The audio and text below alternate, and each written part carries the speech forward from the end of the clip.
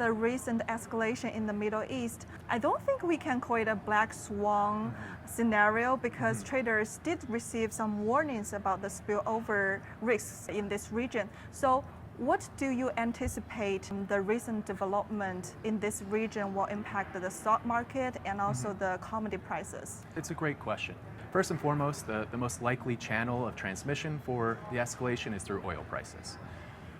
A severe escalation in the region has the ability to diminish global supply around 3 to 6%, which would send global oil prices, which are already at $90 a barrel, up into the region where they were seen during the Ukraine-Russian war, at least the onset of it. Now, domestically, higher oil prices are first and foremost going to impact the consumer through their real disposable incomes. Consumers are going to be spending more at the gas stations as they pay for higher oil prices, which means they have less to spend on other goods and services. So that's going to primarily impact the demand for companies. That is likely going to impact corporate profit margins, which are then going to feed into lower equity returns as well. But there is an additional transmission channel where we see high oil prices feed into higher inflation as well. Higher inflation might prompt the Federal Reserve to raise interest rates further rather than holding them where they currently are. And of course, higher interest rates are going to translate into lower equity values as well. Now, we still don't necessarily see that as the most likely outcome. We still see there's ability for escalation to either walk back from where it currently is or not expand further. And in that case, the pullback in equity markets where they currently are probably wouldn't see further declines. But certainly, if there's further escalation, equity markets are going to be impacted. We saw very strong optimism in the first quarter over the US stock market. Do you think the bull case is still intact? Sure, and I think there was plenty of reason for optimism coming into the new year. Economic growth was robust despite high levels of interest rates. Inflation was seemingly heading back towards its 2% target without a bumpy process along the way. The labor market was intact, and corporate profit margins were really high, so it made sense for equity markets to really be surging ahead. However, a lot of that was predicated on the idea that the Fed was going to achieve their so-called soft landing, or returning inflation to 2% without meaningful damage to the US economy and the labor market as a whole. Now, of course, what we've seen over the last couple months is that stickier inflation has really changed that dynamic. The Fed is no longer going to be able to cut rates 6 or 7 times as markets have been pricing in at the beginning of the year. More likely outcome is that they're going to hold them for a prolonged period and maybe begin to start cutting rates towards the end of the year. Without those rate cuts priced in, equity markets are not going to be quite as bullish. Now, of course, higher interest rates have a negative correlation with equity markets. Obviously, future cash flows for corporations are going to be less valuable under higher interest rates. But also, other assets such as bond and gold are going to be more attractive under higher interest rate scenarios, so there's going to be less demand for equities. So we'd say in the near term that the bull case maybe has taken a step back. However, we don't see a larger correction on the horizon. Global demand and domestic demand and the outlook for the global economy is still relatively upbeat. And so unless that noticeably changes, we don't think a larger correction is on the horizon. You just mentioned the inflation numbers. We do have the March CPI number that has tempered the rate cut expectation. So how do you foresee the future trajectory of the interest rate? I think Oxford Economics has always been in the camp of measured and gradual pace of declines in rates by the Fed. We were never aligned with markets which saw a rapid pace of declines at the beginning of the year, pricing in somewhere between 150 to 200 basis points in rate cuts. We were always of the assumption that the Fed was going to be measured in their approach when they begin their rate cut campaign and not rush anything. And a lot of that, I think, comes down to the fact of how strong the global economy is.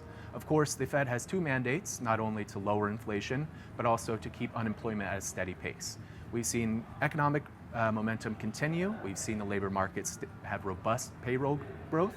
And so they're really in no rush in the case that higher interest rates might lead to issues with the economy down the road. Instead, they can really pay attention to the inflation data and help that guide their monetary policy. So at this time, Oxford Economics is looking for 2 rate cuts, the first in September and the second in December. Now, we previously had come into the year with the first rate cut coming in June, so the stickier inflation definitely also took us up by surprise. There are some common things that are pressuring inflation in the January, February, March reports. But we still believe there's enough disinflation in the pipeline that's going to allow the Fed to begin cutting rates towards the end of the year. We do hear like the former Secretary of Treasury, Larry Summers, and also UBS raise the possibility of rate hikes. Do you think that's a possible scenario? At this time, I wouldn't say that is certainly not the most likely scenario, and we would probably put the probabilities probably still pretty low. We think rather than a higher for longer in case that the Fed raises rates, we think a high for longer is the more likely scenario, where the Fed maybe pauses at their current rates and keeps them higher for longer. I think there's a lot of things that would have to develop in order for them to really contemplate raising rates, which would be a really large pivot from where they currently are, which is a bias towards cutting rates.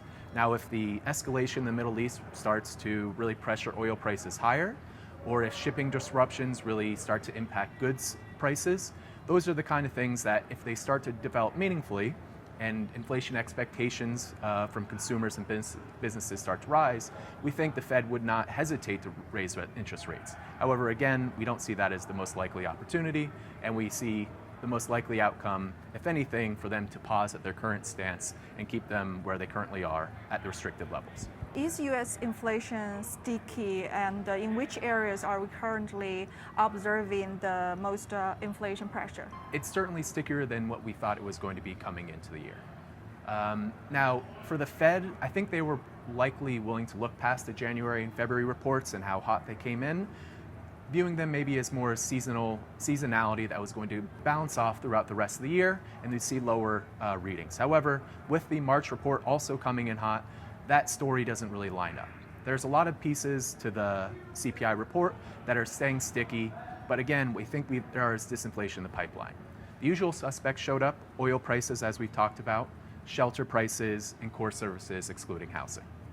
Oil prices, we think the Fed is likely to look past the volatile energy prices, looking at it more as a temporary shock than a structural issue that needs to be fixed. Shelter inflation is obviously a large component of CPI, so it matters a lot. So the sticky inflation there is concerning.